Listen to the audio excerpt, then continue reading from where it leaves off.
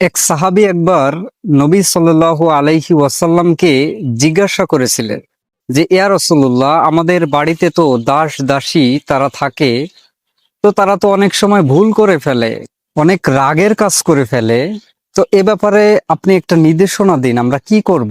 তখন নবী সাল্লাল্লাহু আলাইহি ওয়াসাল্লাম বলেছিলেন যে, কোনো ব্যক্তি যদি ভুল করে বা কোনো দাস দাসী যদি ভুল করে, তো একজন ব্যক্তিকে তোমরা দিনে ৭০ বার ক্ষমা করবে।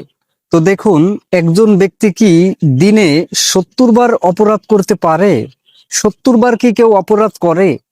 করে না। অথচ আপনি আমি সামান্য কিছুতে রাগ করে ফেলি, রাগ হয়ে যায়।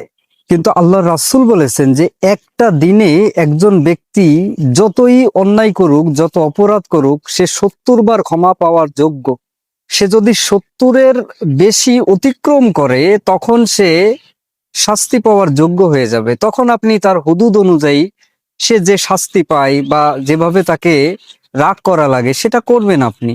কিন্তু ৭০ বার ক্ষমা করার পরে আপনি এই স্টেপটা অবলম্বন করতে পারেন।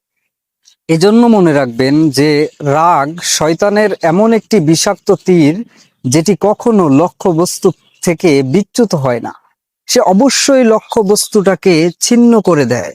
আর শয়তান তো জানেন যে আল্লাহর কাছ থেকে সে ওয়াদা নিয়ে মাঠে নেমেছে যে আপনার বনি আদমকে আমি প্রত্যেককে জাহান্নামের অধিবাসী করে ছাড়। এজন্য সর্বদা একজন মুমিন ব্যক্তি সে নিজের রাগকে, নিজের ক্ষোভকে সে কন্ট্রোল করে রাখবে। এটাই একজন ইমানদারের পরিচয়।